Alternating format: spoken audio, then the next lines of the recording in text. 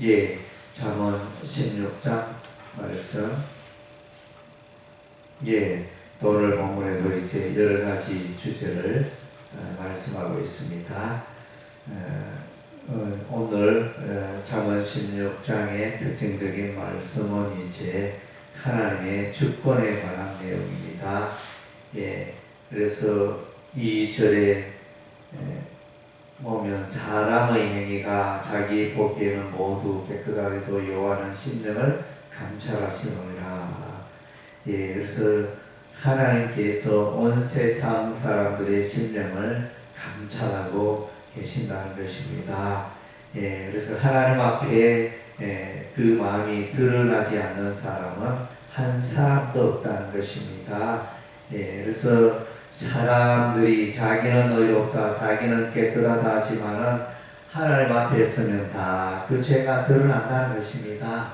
예, 그래서 사람들의 칭찬을 받고 그 행위가 선하고 의롭다 이렇게 보여질지라도 하나님 앞에 서면 그 모든 죄악들이 드러나게 되고 죄 없는 자, 하나님 앞에서 완전히 거룩한 자, 죄 없는 자 한 사람도 없다는 것입니다. 그래서 로마서 3장 23절에 모든 사람이 죄를 범하였으면 하나님의 영광에 이르지 못한다 그랬는데, 사람의 행위가 자기 스스로는 깨끗한 것 같아도 하나님 앞에는 이제 많은 죄들이 드러나게 되어집니다. 3절에 너의 행사를 여호와께 맡기라, 그리하면 내가 경영할 것이 이루어지리라. 그래서 우리 그리스도인의 모습을 우리 그리스도인들이 어떻게 살아가야 할지 그것을 잘 보여주고 있습니다. 우리 그리스도인들은 이제 우리의 삶의 모든 행사를 여호와께 맡기고,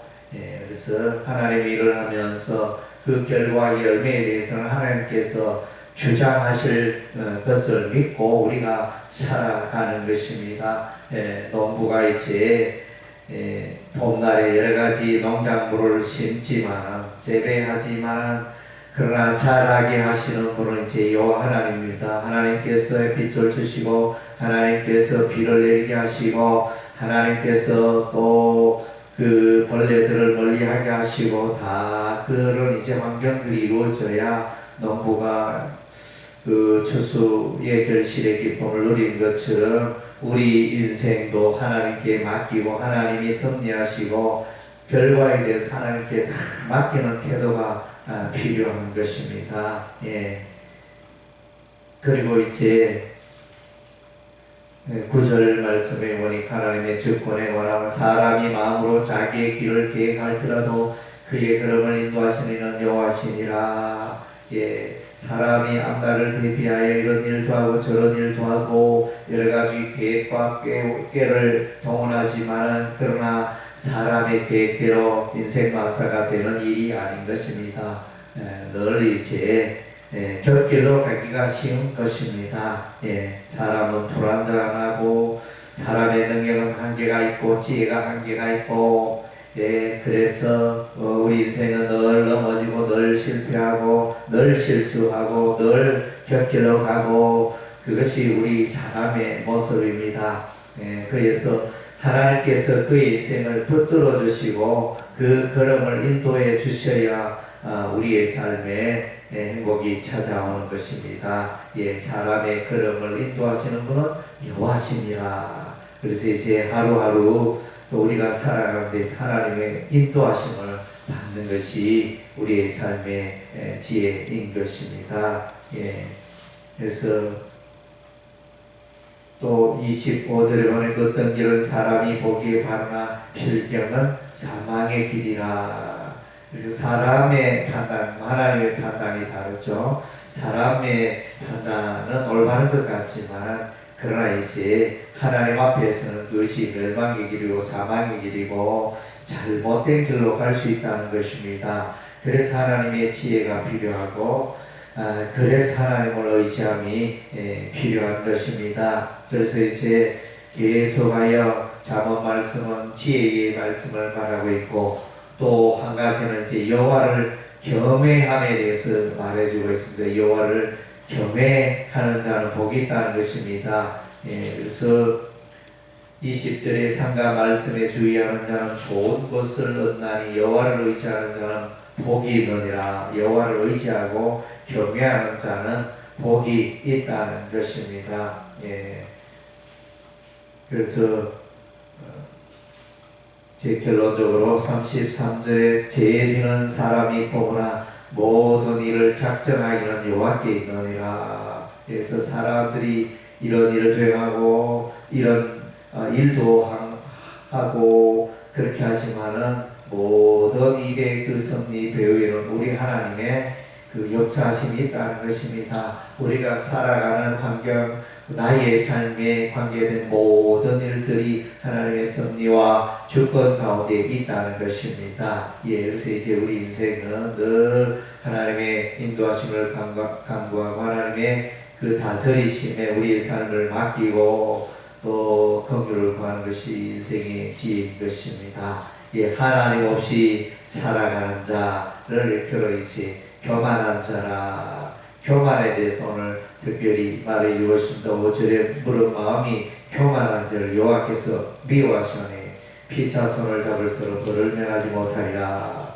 예, 그래서 하나님이 미워하시는 사람이 마음이 교만한 자는 하나님을 경외하지 않고 하나님의 훈계와 지식을 받지 아니하는 자입니다. 그래서 18절에 교만은 패망의 선봉이요 거만한 마음은 넘어짐의 앞잡이니라. 거만한 마음 하나님을 향하여 거만하고 하나님을 향하여 교만한 그 인생은 마침내 멸망에 이르고 마침내 인생이 무너져 내리는 것입니다. 교만의 반대는 이제 겸손인데 19절에 겸손한 자와 함께하여 마음을 낮추는 것이 교만한 자와 함께하여 탈취물을 하는 것보다 나으니라.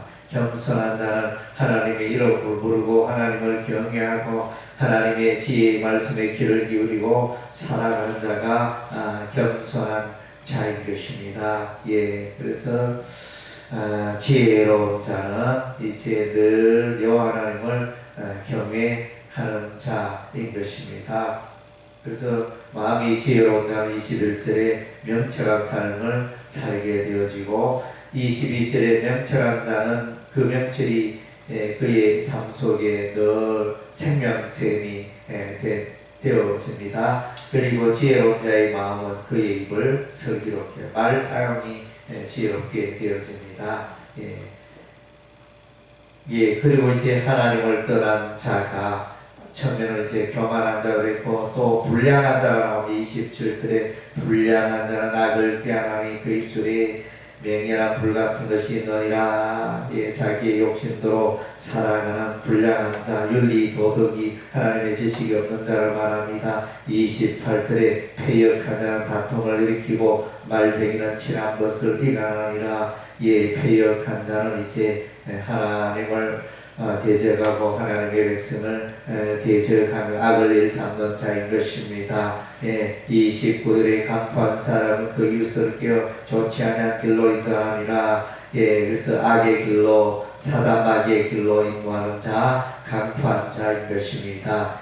하나님의 그 선과 하나님의 그 윤리 도덕을 무시하고 살아가는 자인 것입니다. 30절에 눈짓을 하는 자는 패역한 일을 도모하며 입술을 닫는 자는 악한 일을 이루냐. 그래서 눈짓을 하는 자와 우상 숭배하는 자라 할 수 있습니다. 우상 숭배의 일에 빠지는 사람은 이제 악을 일삼는 자인 것입니다. 그래서 또 하나님을 떠난 자, 하나님을 대적하는 자는 노하기를 일삼는 자. 32절에 노하기를 더디한 자는 용사보다 낫다 그랬는데 삶 속에 늘 노하기를 절기하고 분노하는 습관을 지닌 자는 이제 하나님이 그의 삶 가운데 있지 아니하고 자기가 삶의 중심이 되어서 살아가는 자일 것입니다. 그래서 전체적으로 우리는 이제 인생을 살아가되 하나님의 주권을 인정하고 하나님께 우리의 행사를 맡기고 살아가는 것이 우리 인생의 지혜인 것입니다. 교만을 버리고 불량한 것을 버리고 패역을 버리고 광포한 것을 버리고 우상 숭배의 마음을 버리고 분노를 버리고 살아가는 것이 우리 인생의 지혜인 것입니다. 기도하겠습니다.